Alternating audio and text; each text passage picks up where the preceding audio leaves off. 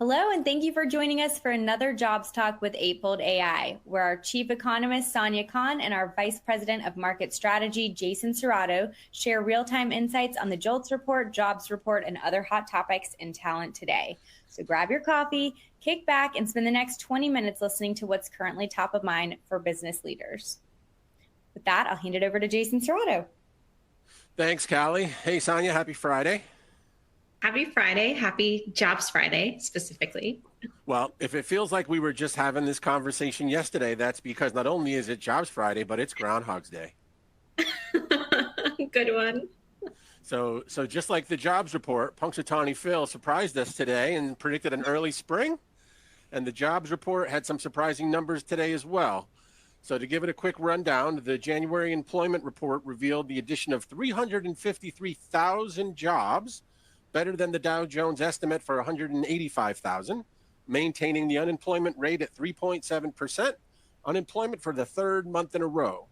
However, as we always discuss in these jobs and Java talks, there's a lot to look at in the details. So when you look at it industry by industry and in specific sectors, what looks like a very surprising and happy report also has a little bit of, let's say, partly cloudy weather. So let's look at the industries. It looked like there was some growth in certain industries like healthcare or retail. But Sonia, let us know what you're seeing. Yeah, like you said, professional and business services added quite a few jobs, healthcare, retail trade, and social assistance. Something that caught my eye actually was that we didn't see any job gains in the leisure and hospitality sector, which we had been seeing since post-pandemic, right? All of those restaurant workers were laid off during the pandemic, and then they were slowly coming back on. And that was kind of driving the jobs report for the past year or so, or 2 years or so. And now we're seeing that the levels are back up to the pre-pandemic levels. And that will be in the near future no longer a driver for the jobs gains. So we're hoping that it will be in healthcare and in government that will continue to see job gains in the near future. But that's something that's a cause of concern for the future. It's so interesting. And one of the things that I've been looking at is we truly are seeing the labor market and the talent marketplace transform before our very eyes. Looking at the JOLTS report from the previous month, it was the lowest number of job openings that it ever had been for the previous 2.5 years. However, it's back up again, right? And as much as we're hearing about layoffs, I mean, there's already been 50 plus layoffs so far here in the US in January. Here we are again with these higher rates and beating expectations and 3.7% unemployment rate. Now, I know we're dealing with some lagging metrics and some of these more recent activities won't appear until February or March, but we really are seeing a transformation in the labor force, aren't we? We're watching it live firsthand, right? Front row seat. Somewhat. So with your first point regarding the job openings, you said that we saw 1 month of a dip in job openings, and then it came back up to the levels seen prior. And so what we want to always do and take a look at is really look at the average of what's going on, because sometimes months can have some ups and downs, and we don't want to focus on that too much. So on a whole, job openings are still kind of where they've been trending to be. And then on your other point, in terms of layoffs, yes, we've heard plenty of layoffs with big tech, big media having large layoffs in the recent months. But again, they're not showing up in the JOLTS report because one, the JOLTS report that just came out was for November. And so we're a month behind there. But also overall, the US labor force is made up of 160 million workers. So a couple thousand here, a couple thousand there of layoffs doesn't really show up in the statistics. And especially sometimes you also have to look at those industries and make sure that the these industries make up a small portion of the overall labor force. And so you're not going to be seeing those numbers specifically. So interesting. And I know there's been a lot of talk around as a lot of the tech companies that grew in the last few years at a rapid pace are now right sizing and having some layoffs or reskilling and redeploying. A lot of the workers that are impacted by some of those actions are moving into more traditional industries, right? They're going into manufacturing, they're going into retail, they're going into healthcare. And part of this is what's driving kind of the innovation in those sectors, right? The digital transformation. But at the same time, we just came off of 2023, the year of Chat GPT and generative AI. And we've been having this ongoing debate around, is AI really replacing jobs or is it also creating jobs? And I think we're starting to see both of those things occurring in real time. That's what I mean with a front row seat. Oh, yes, exactly. So of course, the news focuses on displacement. How is AI going to take over some portions of jobs and jobs on a whole?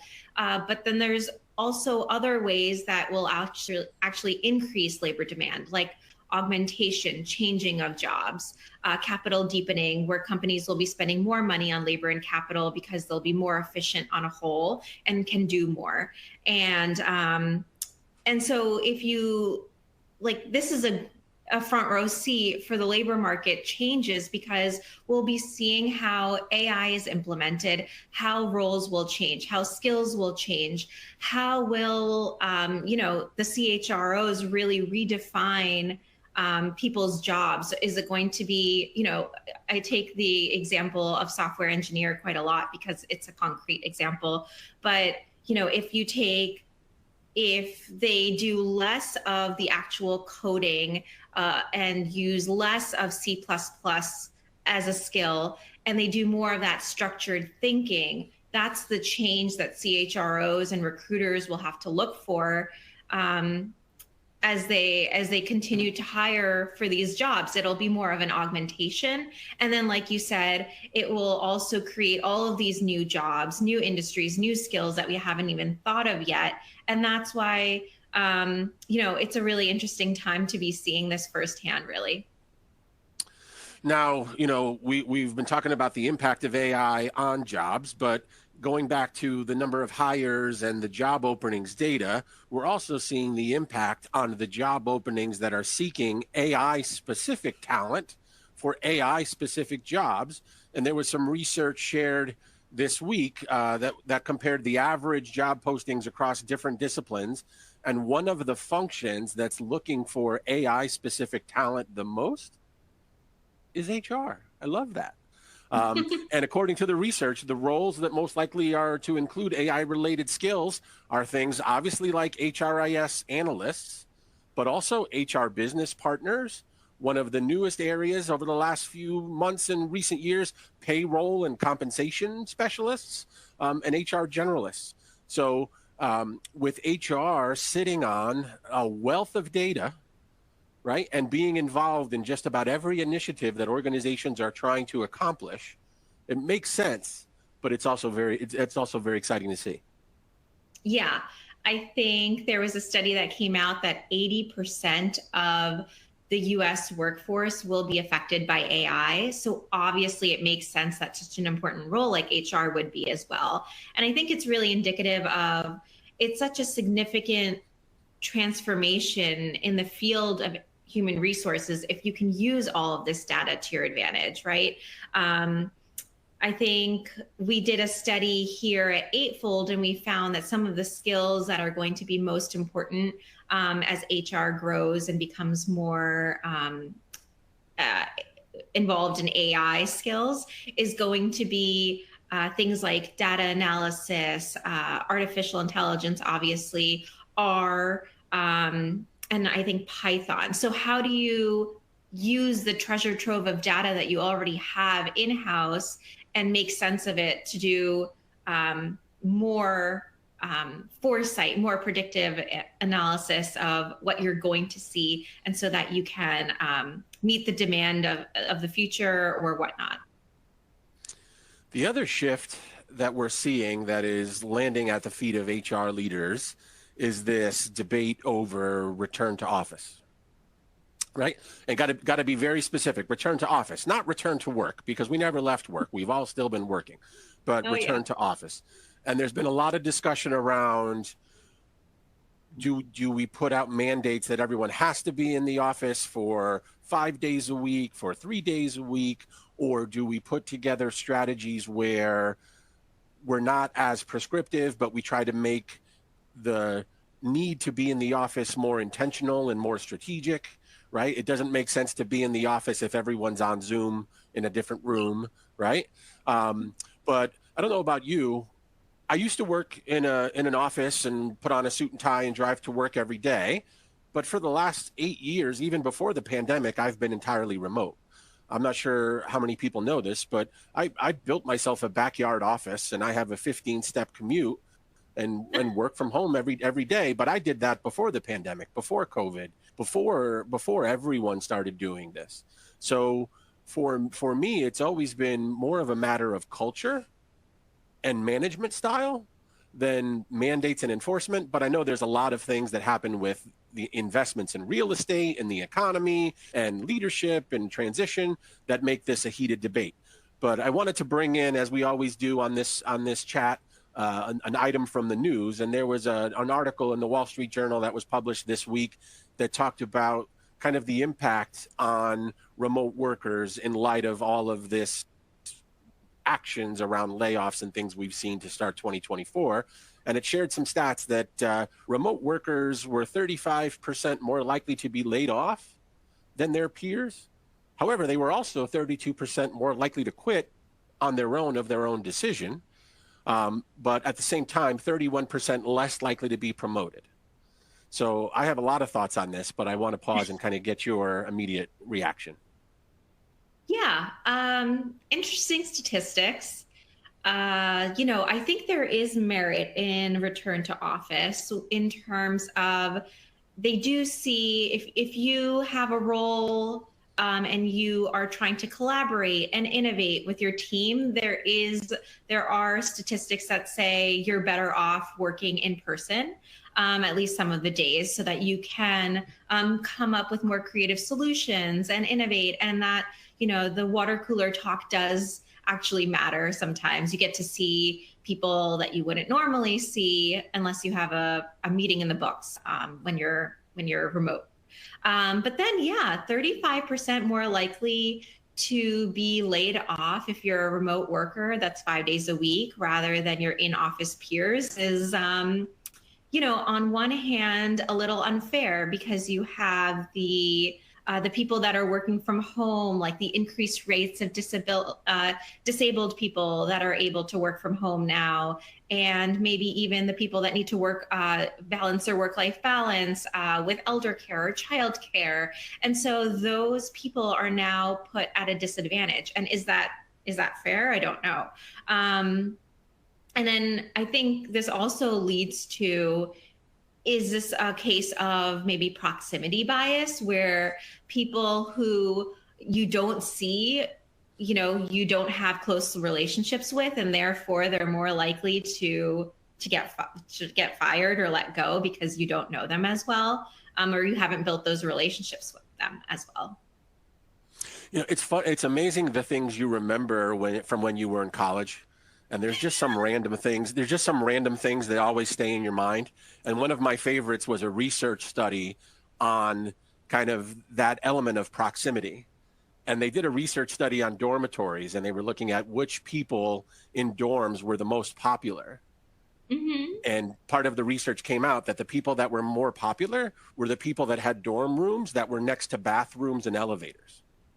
Oh, interesting. And that's so like because everyone would be passing by. That's because you pass by them on a regular basis, so you know who they are and you at least recognize them or engage with them, and that speaks to kind of the impact of proximity.